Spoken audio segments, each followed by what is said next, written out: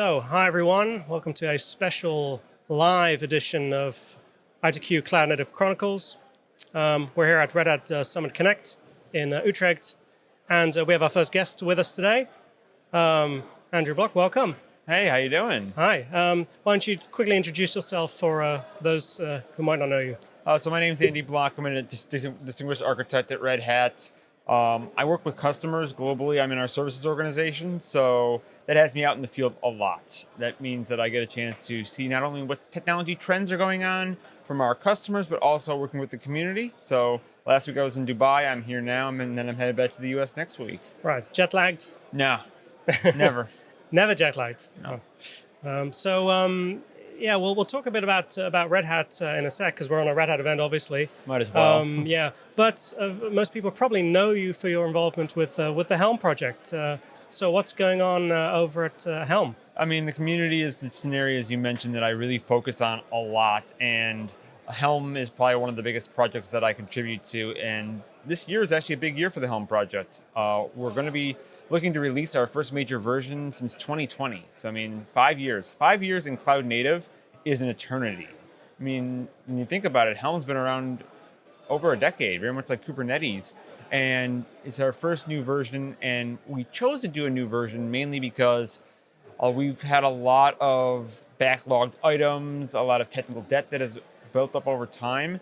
And it was a good opportunity for us to address all those with a new version because we have a very robust API and conformance policy. So we couldn't make any changes too much. So this gives us the opportunity to kind of take a step back, make those changes, but also bring in new innovations that we think is going to be kind of the foundation for some of the next few years in the project. Yeah, so Helm has been around forever. It's become a de facto standard for deploying things into Kubernetes.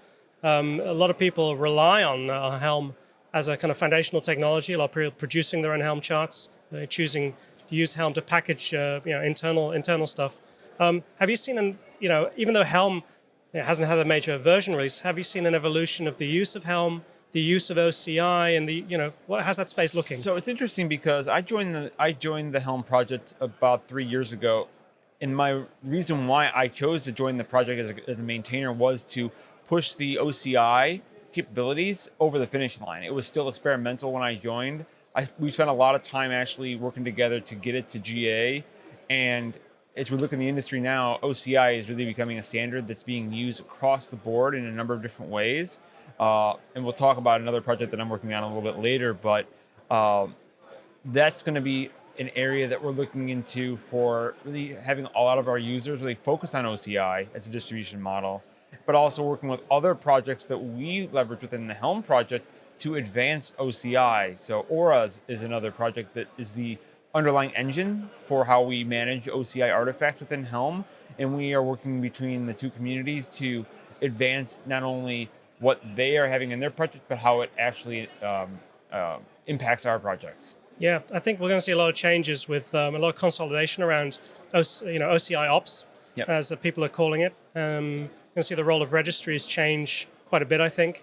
So what space, what parts of that space are you actively working on? What's on your radar? So a lot of it comes down to how we're using the space, how we're able to consume it, to OCI artifacts. So for example, in the Kubernetes space, you're able to now ingest OCI images directly into your pods. So you don't have to go ahead and download them as a file in a container. You can now natively mount them into your pod and be able to then serve them directly that way. It's a lot more efficient. It allows you to also build upon the technologies of the underlying container runtimes to be more efficient and be able to make it so it's easier to use, to be honest. Yeah, we're seeing in the AI space especially, containers, so sometimes very large containers, you don't want to be pulling everything into a cluster in multiple places all the time. So some of this, being able to mount stuff directly, address artifacts in a more smart way. So is that, what's this other project you're working on? Because it's kind of in this space, isn't it? It is. This other project we're working on is called ModelPack. Since we know AI models and the interest around models and AI we see here in the conference and basically around the industry today, ModelPack really is a way to standardize how we're packaging and distributing models. so that you can be able to be using a lot of the other technologies that we mentioned previously, OCI registries, OCI artifacts, as well as how we consume them. So the project itself has not only a standard for how you package and distribute, but also ways that you can actually run it within Kubernetes. We have a CSI driver that allows us to be able to effectively mount in storage to our pods without, it's just another way instead of having to go the image mount capabilities within Kubernetes, because that can only mount in certain types of artifacts. This allows us to be able to then mount in ones that are specifically designed with ModelPack specification. Right. And are you hoping that this becomes a kind of a de facto part of all of these AI, workflows and frameworks that we're seeing? I mean, the challenge right now with AI, everyone's talking about it, but everyone's doing their own thing. This is very common. We look at Cloud Native when it first started coming to be. Everyone had their own runtime. Everyone had their own packaging format. Docker, OCI, basically the way that you can standardize using interfaces and standards is what we want to strive towards. It brings the different groups and teams together because everyone has their own opinion. That's why we have 15 different implementations early on, because everyone has ideas about how they foresee the use of this technology or technologies. We go ahead and we bring these individuals together. We go ahead and try to see what works well, what doesn't work well, and try to standardize them and then create interfaces in different ways that you can make it easier for people to consume it. Because a lot of times we're trying to make it easier. AI is supposed to make lives easier. Why make it harder to then use and build AI? Yeah, well, that's a nice segue to maybe zoom out a bit, because at Red Hat we work with a lot of customers, and we've seen a lot of changes in the market in the last 2 years. OpenShift's now being positioned as a virtualization platform as well. A lot of interest around OpenShift in particular, also on the AI front. What kind of conversations are you having with customers that are maybe only now making their first real strategic steps into going to a container platform, into working with Kubernetes, working with these technologies? Because on the side of our consultancy, we can see that a lot of customers still struggling with this. Skill sets was the first topic that was mentioned in the keynote today. So what kind of conversations are you having around this with customers? We're having a number of conversations about, because Kubernetes no longer is a thing, it's just the platform. It's de facto, very much like you mentioned with Helm earlier, just becoming a standard in many organizations. How can they use it more effectively? So virtualization, for one, is that we're seeing a lot of interest to run virtual machines alongside container workloads in Kubernetes, or just dedicate certain clusters to run just virtualization workloads.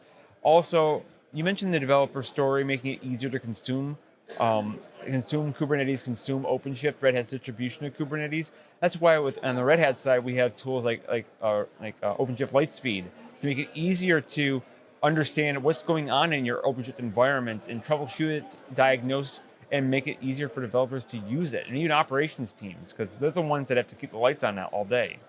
And then using AI to assist them understand what's going on in their environment, using tools like Ansible. You mentioned Ansible, it was mentioned a lot during the keynote today about Ansible automation platform, using tools like event-driven Ansible, but also powered by AI to make it so you can take your EDA capabilities that are coming in from your different various operational sources, understanding what's going on in your environments, then using AI to simplify the response and remediation. So amongst the customers you're talking to, are they able to keep up with all of this technology? What does the skill set situation look like inside, maybe not the largest organizations, but the ones that are more, the smaller labels, maybe not the Fortune 500s? How are they coping? I mean, I see this in the community a lot, is that there's so many different projects out there in the community, so many different technologies. Where do you begin? So what I try to tell my customers is, don't boil the ocean trying to learn everything and bring everything into your organization. Find key areas that you want your business to move forward in the next 3, 6, 12 months and focus on those. Have an understanding about what's going on in the market, but have some goals that you can easily achieve in those 3 months, and make it so that they're business goals organizationally. I try to make it so that my customers don't avoid on microscopic problems that are within just one team. Bring it up organizationally. We look at different tools and technologies in the Red Hat space. Ansible automation platform. That's a technology that's able to really touch upon the entire organization. Some may be on the container space, some may be on traditional infrastructure, some might be in the cloud. and it touches upon every one of those platforms. Then you can use tools like EDA and AI ops and all these other areas to help supplement what we're seeing in those different spaces. Cool. Well, Andrew, thank you very much. It's been great talking to you. Join us next time for more interviews here from Red Hat Summer Connect for ITQ Cloud Native Chronicles. Thank you, and thank you. Thanks, Robert.